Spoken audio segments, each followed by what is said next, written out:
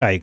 Now, if you've been hearing about Claude Code and you are wondering how can you log in, then in this video, I'm going to show you a step-by-step process to log into Claude Code AI. If this video helps, please like and subscribe.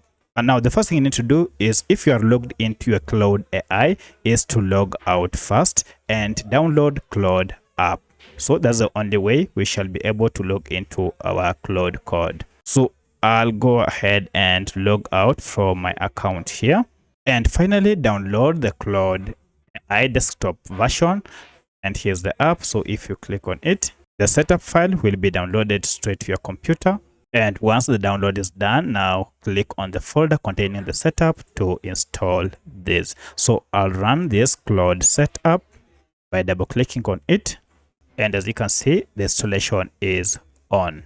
Now, once the installation is done, open it and click on Get Started. Here, continue and log into your account. So I'll continue with Google. If you had set account with email, you can proceed and do the same here. So here, there are quite a number of steps you can use. Just click on Continue.